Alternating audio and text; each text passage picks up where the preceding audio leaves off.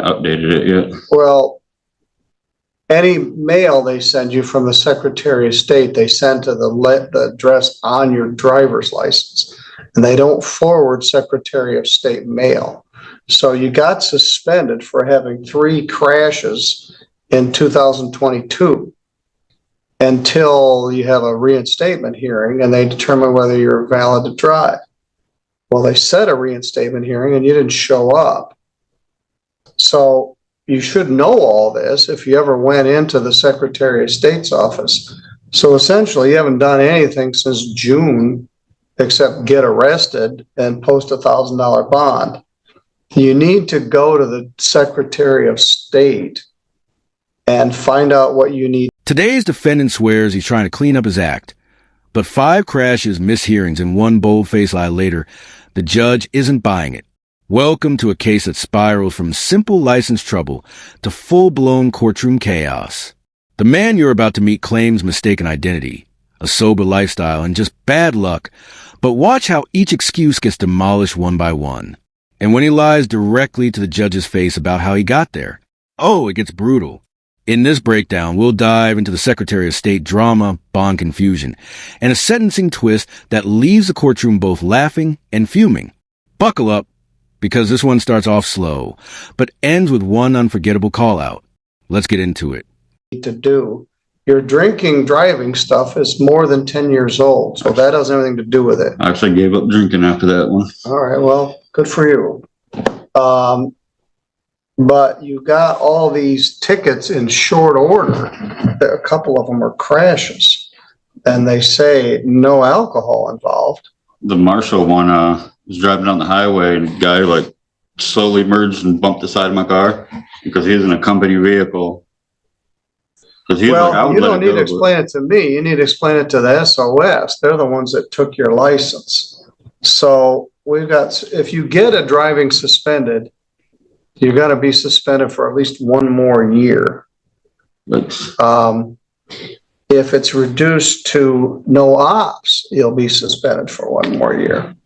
If it is reduced to a 257, 326, maybe you'll have some chance to get it. But the prosecutor adjourned it from the May date for you to do some things by June 19th. And then you promptly failed to appear on June 19th or ever after until you got arrested. Are there new charges for the arrest? I don't know. You don't have a new ticket, do you? Mm-mm. How did you get arrested when you had to post that in December? Here, the judge starts laying out the timeline, and it's a rough one. Multiple crashes. No alcohol involved, thankfully, but still too many infractions to ignore. What makes this worse? The defendant's history with the Secretary of State. It's not just a paperwork issue. It's about accountability. He skipped a reinstatement hearing, didn't update his address, and clearly didn't follow through with what was expected. Whether he gave up drinking or not isn't the issue anymore. It's about doing the work to drive legally again. This is where the judge's patience starts running thin. 8. A mistaken identity. What county were you arrested in? Van Buren, that's in Paw. How long were you in jail in Paw? 2 or 3 days. And then I came out here to Centerville.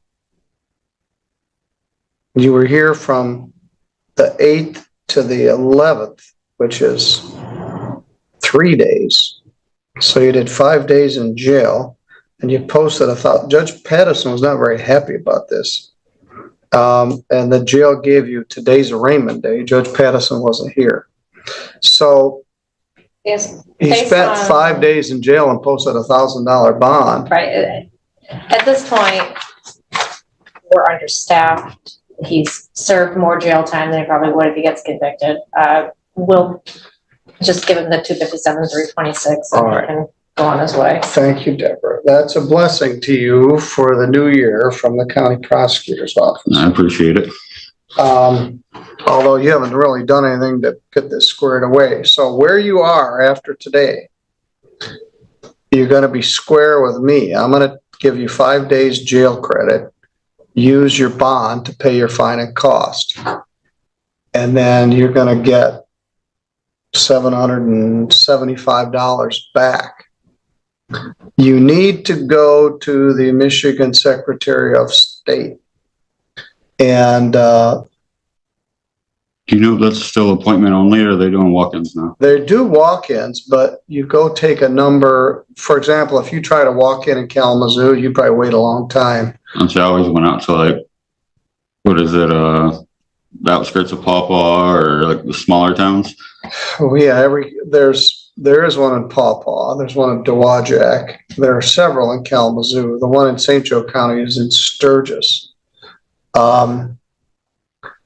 But you need to go in there and figure it out. Now, who brought you here? A friend of mine. All right, what's her name? Her name? Yeah, her name. I'm drawing a blank right now. I'm sorry. Randy. Right, all right, what kind of car is she in? It's a black Audi. It's out in the parking lot right now? Yes, it is. All right, we'll confirm that. I suggest you ask him that. This is where things get murky. The defendant claims mistaken identity for his arrest, but can't explain how he ended up posting a $1,000 bond if it was truly a mistake. The judge isn't buying it. 5 days in jail? That's not nothing, especially when you've already missed multiple court dates. The real kicker? This man's luck might have just saved him, because the county is short-staffed and ready to cut a deal. But luck runs out fast when you're still not honest with court. Question again, because I looked at the camera. He drove himself in this morning. She was getting tired close by, so Yay.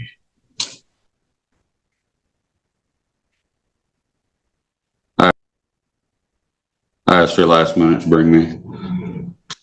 Is she in the car right now? Yes, she is. All right, go get her. Ask her to come in. You're an idiot.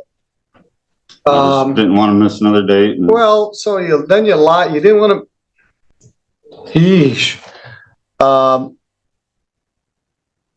This is very foolish, and I was insulted. It hurts my feelings when people lie to me.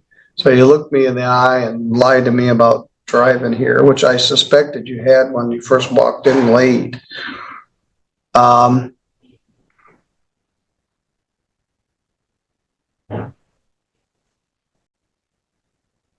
Deborah, does that have an effect on your plea? Whoa, rewind that. Did you catch what just happened? The judge caught him in a lie. Right here. He claimed someone else drove him, but security footage shows he drove himself. That's a huge red flag in court, especially when the whole issue is about him driving on a suspended license. You can hear the judge's disbelief. And honestly, who lies to a judge in court on camera? Would you risk jail over that? Drop your thoughts below, because this is one of those facepalm moments you just can't ignore. Offer. Just is what it is. It is what it is. I know it's dumb, but just trying to get it taken care of. All right, you already did 5 days jail. You're not trying to get everything taken care of. You're doing it all the wrong way. Deborah, I'm not going to hang you up here. Thank you for your help. Very Thank you, well. Your Honor. All right. Good morning. Which case are you folks here on? We're here visiting. Oh, are you Tom? Yeah, Oh, well, welcome. yeah, thank you. Good morning, Tom. Good morning. This is Miss Davis from the prosecutor's office. Hi. Good to meet you. Meet you. And this is Matea from the public defender office. And we've got our brand new court officer, Vincent, here. He's happy to be here. But we're just about done with the morning. All right, 5 days jail credit, 5 days. First of all, I better do the plea. You acknowledge that you were driving a car here in St. Joe County on May 4th of 2023. Yes. And did anyone threaten you to get you to plead to this charge No. or promise you anything? No.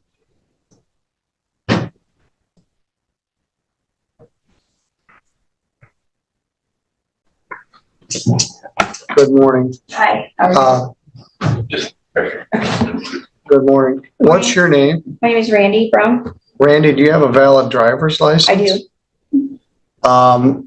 according to Mr. Bray, you were gonna drive him here, and then he foolishly drove himself here. Let me see your valid driver's license. It's in the car. All right, well, I guess I'll take it on faith. Why did he drive? Because he knew the way here. So, You gotta know the way to the jail, but why bring a licensed driver if you're gonna drive illegally anyway? But will you drive back? yes, I will. All right, I don't think she would let me drive. go ahead and have a seat. Thank you. Here's the emotional tipping point. Judges aren't robots, they're human. And when someone stands in front of them and blatantly lies, it's not just a legal issue, it's personal. The judge even says, "It hurts my feelings when people lie to me." That's powerful, because trust is everything in court. If you want leniency, you've got to show honesty. And this defendant just flushed that opportunity away. The plea deal still stands, but the respect? That's gone. So Where basically, were- she allowed an unlicensed driver. Yeah, that's what I to drive. So charged. she's committed a crime, he's committed a crime. It's the last business day of the Boy. year. That's- It would this is just fine. go and sin no more.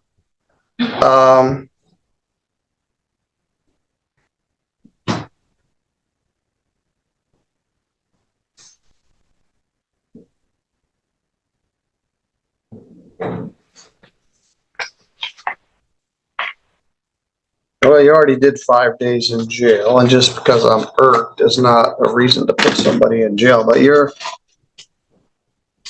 foolish. I tend to believe you're not gonna do anything that you need to do to get your driver's license back. You're gonna keep bumbling along and keep getting stopped.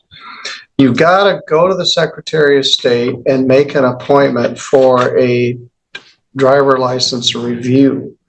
They set you an appointment. Now, one thing you could do when you go to the Secretary of State is change your address on your driver's license. If you are living at Alpine, at least you can get your mail from the Secretary of State. So you need to go in there, if nothing more, to change your address. Also, when you move, you can no longer easily change your mailing address. I had a visitor this summer who was a postmaster. Now this is where things start unraveling fast. The woman the defendant claimed would drive him, she's in the courtroom, and admits he drove himself anyway. So not only did he break the law, she may have aided it. Let that sink in. It's not just poor judgment, it's reckless. Driving without a license is bad enough, but bringing a valid driver and still choosing to drive yourself? That's not just foolish. It's a potential new offense. The judge is stunned, and we are too. She was a postmaster in Pennsylvania, I think. Anyway, she informed me in order to change your address at the post office, you have to go in twice. You have to go in and get the form. You have to fill it out and bring it back with ID because people were changing other people's address. It was really easy. You just go in and fill out a change of address card. So, but it's even harder with the Secretary of State. So your friend's going to drive home. You're going to go out to the counter and they're going to give you some money back. And you should use it to pay any unpaid tickets that you have. Now, what you've said is you have a repayment plan. Or, no, maybe that was the last guy. Do you have any unpaid tickets anywhere else? I think 2. Well, the Secretary of State may be able to tell you that. Thanks. Are they ready to go? They're ready to go. Thanks. That's you earlier than you usually have to do them, but I won't have time to do them this afternoon. No, I usually have a prep this early, so. All right, thanks. Do I have a copy of that waiver from Mr. Matthews, Sarah? Is it? All right, you're good to go. I got some advice. Don't come back. You got a year-end Christmas, New Year's special deal. you lied to me and you didn't apologize, so you can just go and not come back here anymore. I plan not The to. irony here is brutal. After all the excuses, all the lies, all the drama, the judge tells him exactly what he could have done this whole time. Go to the Secretary of State, update his address, and handle the process like an adult. This entire mess could have been avoided with 2 visits, some paperwork, and a little honesty. Instead, 5 days in jail, a damaged reputation, and a judge who now expects nothing from him moving forward. And somehow, he still walks out with $775 back in his pocket. Wild. Thank you.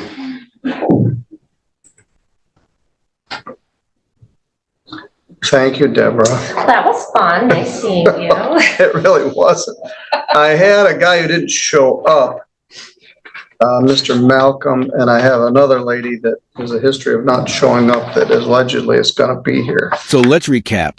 A suspended license, multiple mishearings, a surprise jail stint, and a straight-up lie to the judge's face. What started as a minor traffic mess turned into a courtroom reckoning. The judge gave him a break, but not without calling him out at every turn. And while he walks out with some money in hand, he also walks out with a final warning. Don't come back. Cases like these remind us, your actions in court speak louder than your excuses. So what do you think? Did the judge go easy or was she spot on? Let us know in the comments. And if you found this case as wild as we did, hit that like button, share it with a friend, and make sure you subscribe for more jaw-dropping courtroom breakdowns.